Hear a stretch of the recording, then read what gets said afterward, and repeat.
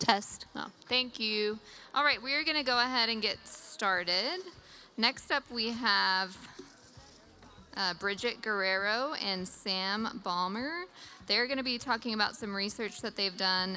It's related to perceptions about water across the Ogallala Aquifer region. So please help me welcome them to the stage.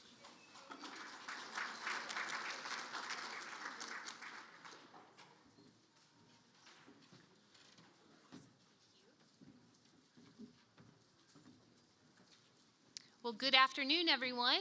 I hope you had a nice little break there, got some oxygen flowing through your blood again. You've been here all day and have probably learned a whole ton of things, and so I hope it's been a beneficial day for you. So when Brittany asked if I could come do a talk, and we were talking about what should we talk about, she said, well, do you have anything that would, tell us about people's perceptions about water in the Ogallala Aquifer region? And I said, well, great news is we just got this project funded, and one of the very first things that we did was we got to interview producers and get their perceptions. And so that's why this presentation is a little bit different. We are co-presenting. So I am Bridget Guerrero, and this is Samuel Baumer.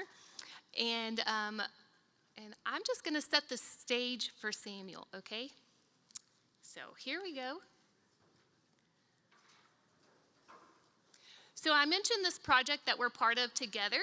This is, we call it SATRAP for short, but it's looking at using OpenET to help producers and water planners make decisions. So it's a 5-year program that was funded by USDA. We've got multiple goals, and I'll show you kind of a diagram of that in the next slide. We want to help producers overall to successfully transition from irrigated to sustainable climate-smart systems. So again, I mentioned that this project is multifaceted. You can see in the middle here are 3 aims. So we've got multiple components. I'll just start with the technical aim. So we've got a technical team that's looking at how we can use the OpenET data to inform information about how this affects producers. Then we have our socioeconomic aim. We want to know what effect this data might have on people's decisions and the regional economy. And then lastly, our education and outreach aim. Of course, it's so important to not just do the research, but then tell people about what we're doing.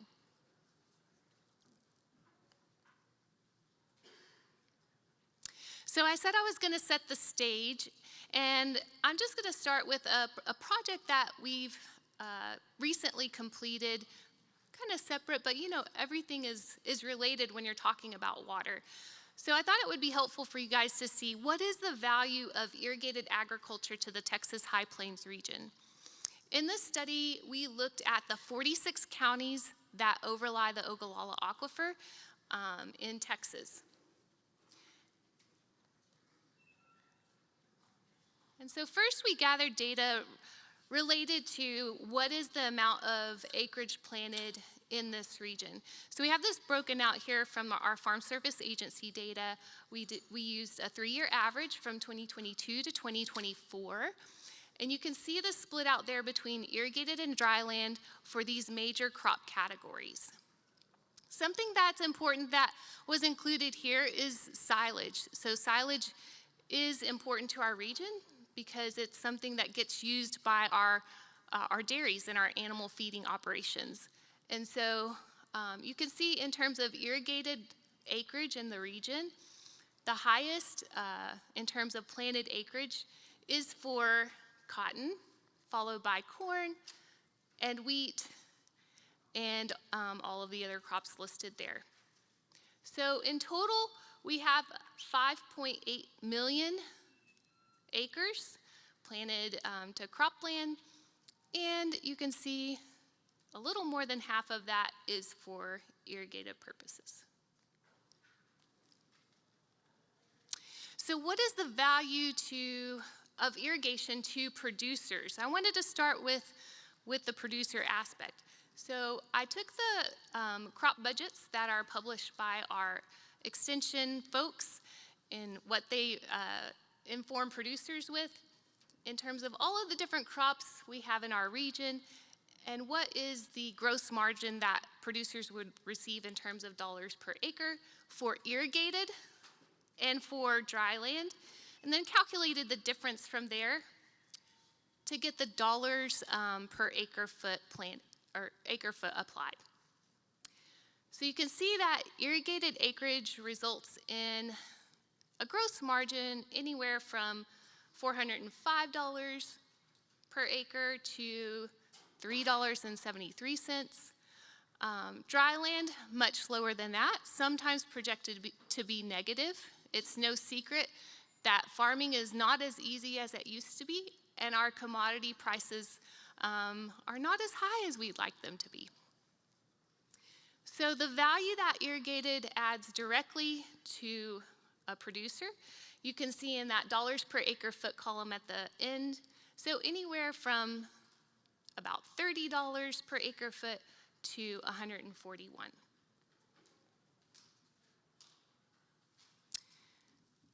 Now the thing about any crop production in our region is it doesn't just affect producers.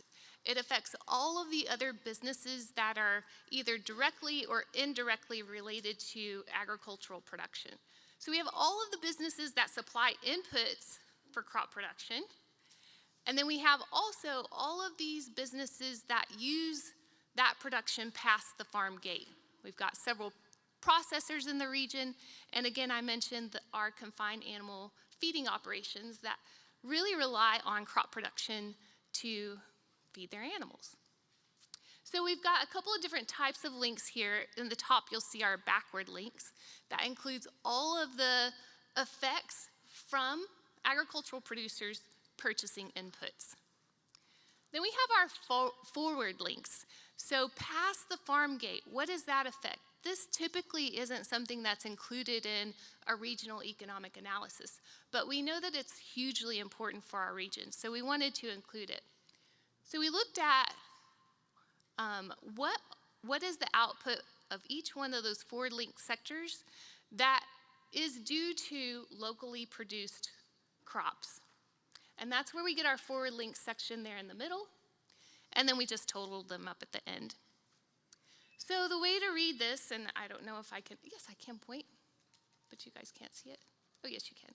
Okay, so our direct number here in terms of the $2.3 billion, that's going to be the amount of dollars that's generated from the production of irrigated crops directly. Our indirect and induced comes from those ripple effects that I talked about, businesses buying from other businesses in order to supply inputs for production. Our induced comes from changes in people's incomes. All of that totals to about $5.2 billion for a total impact for our backward links in our crop production. Our processors, our forward linkages, add another $2 billion on top of that for a total economic output of 7.3 almost billion for our irrigated crops. Well, you might say, what about the dry land crops, or how does that relate to what's produced dry land? This total would be 9 billion if we included the dry land production here. So our irrigated production actually accounts for about 85% of the economic output that's generated in our region.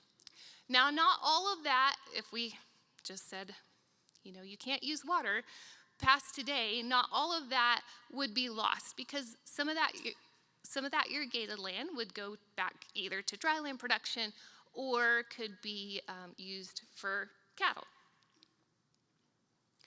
But I think it is important to note that irrigated production has a big impact on our region. So when you're talking about who's the biggest water user in our region? Agriculture. So more than 90% of water that's used in our region is for agriculture. But you also have to look at the other side of that. Who's a big economic driver in the region? Agriculture. So in terms of reductions in water use, I think that this is something that we're going to have to work on collectively.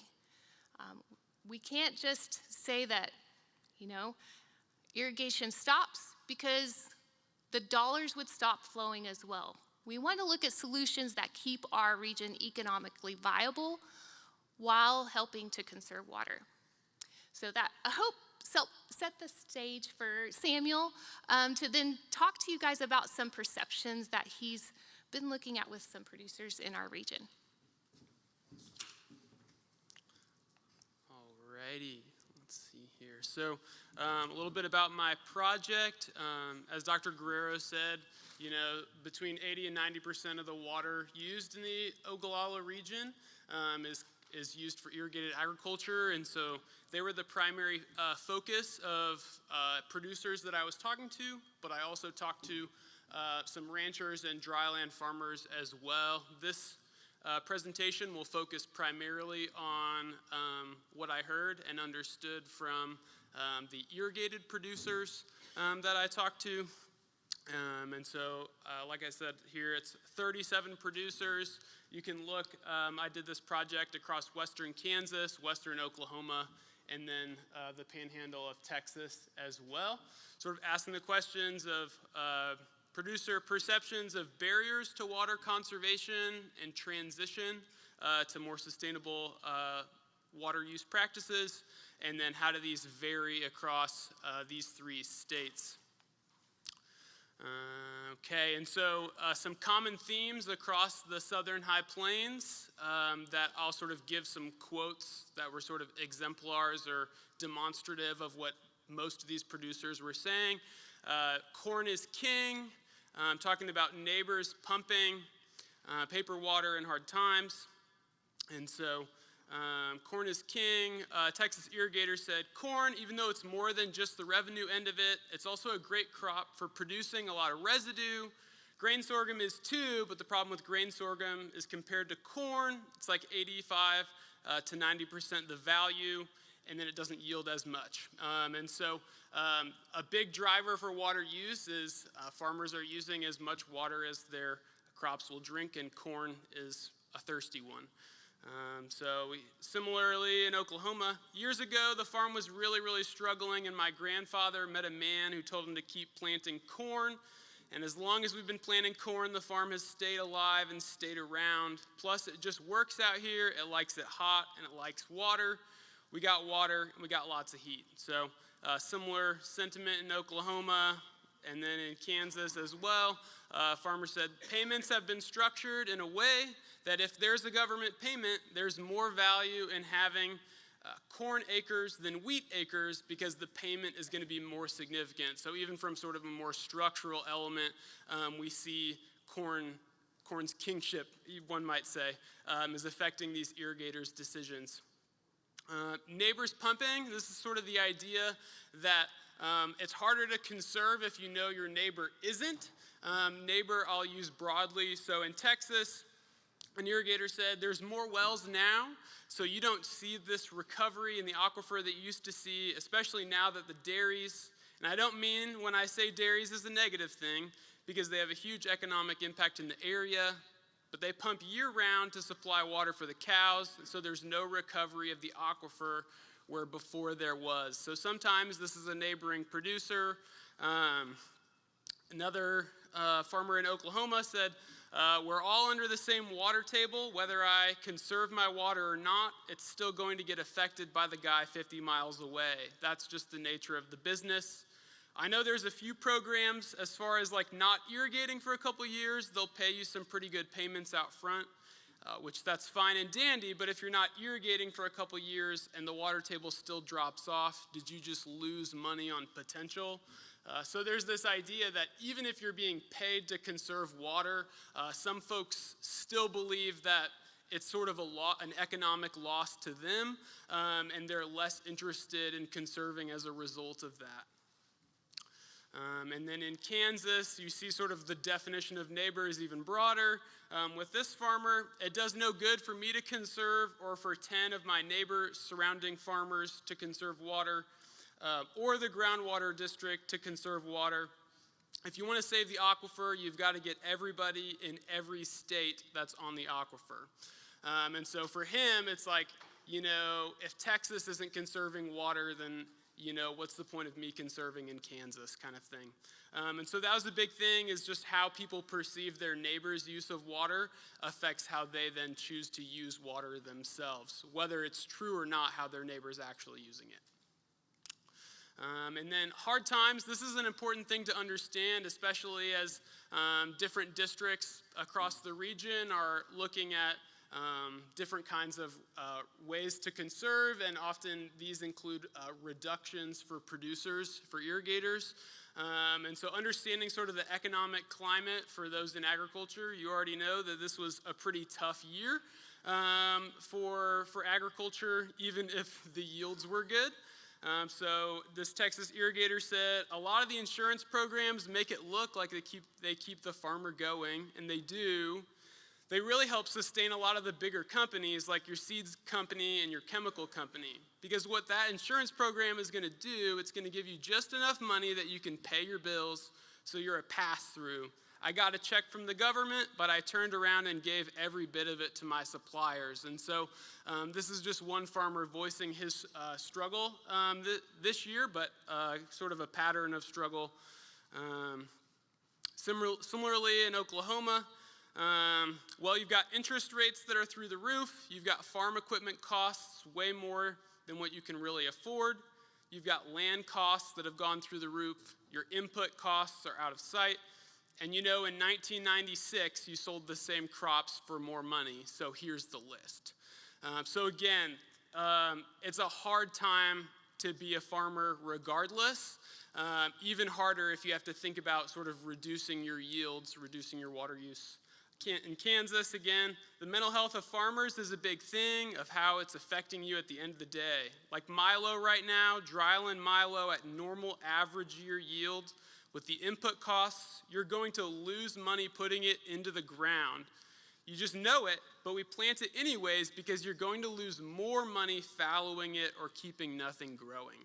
And so really the odds, it's just a hard time. And that's important to think about when we're understanding the context of agriculture in general in this region. So now I'll sort of talk about the differences state by state. And so there were some themes that were distinct among each state. And these are emergent based on the interviews that I did. And so I'll sort of talk about those separately. So starting, I'll read you the themes first. So in Texas, sort of what surfaced was this idea of depletion is inevitable unless.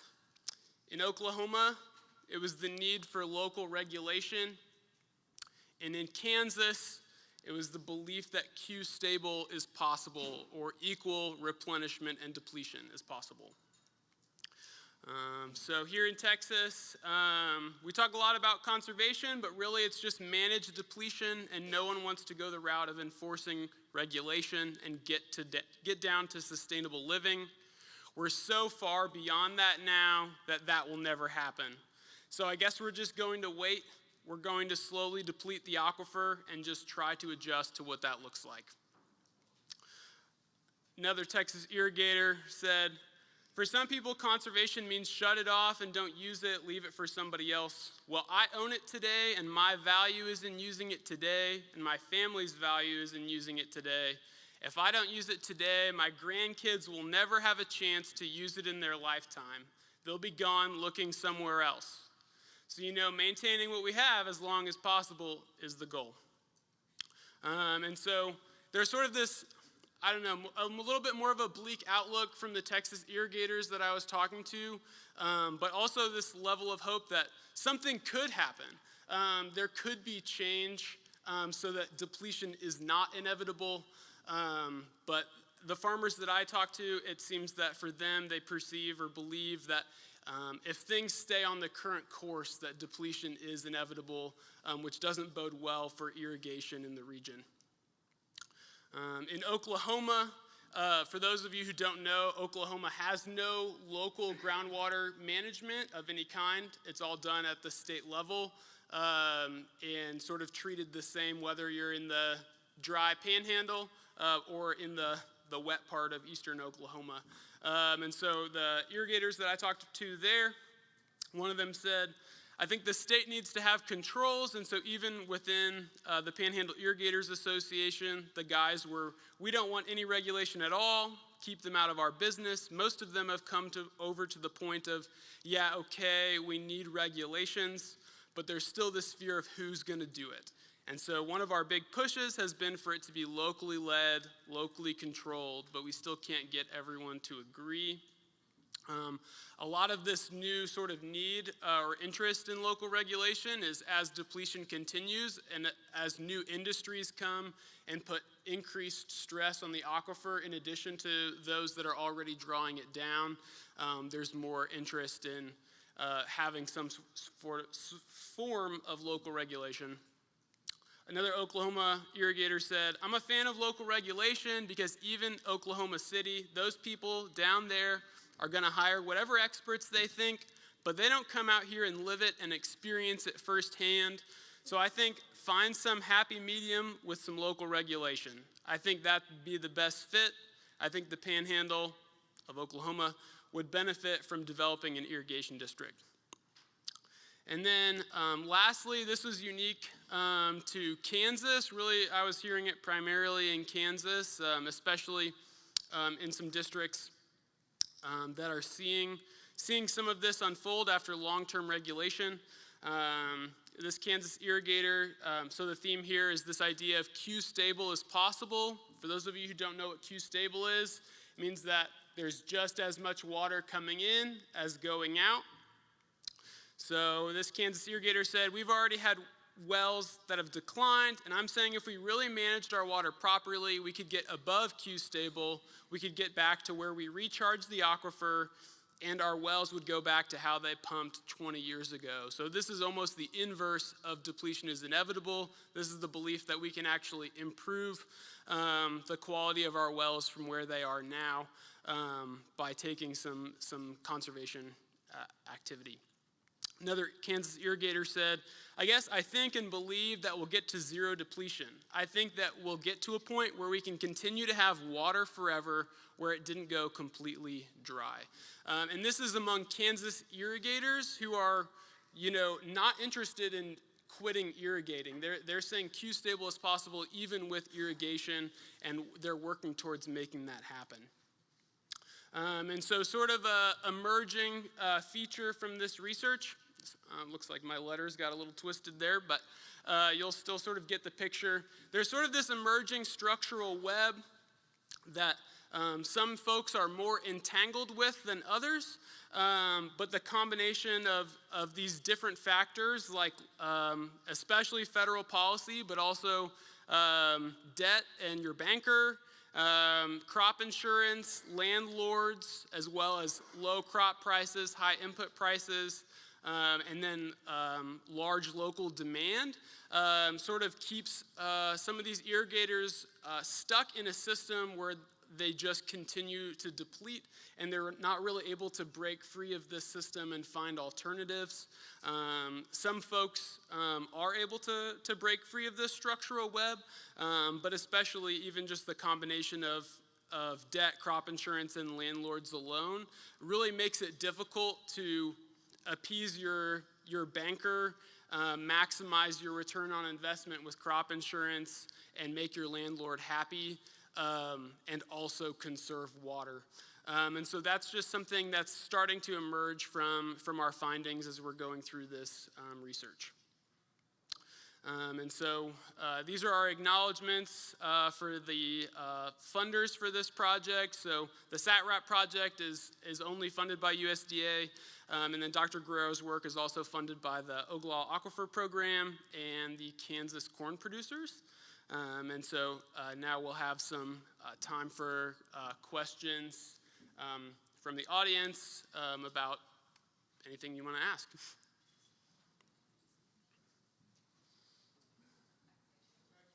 Yeah.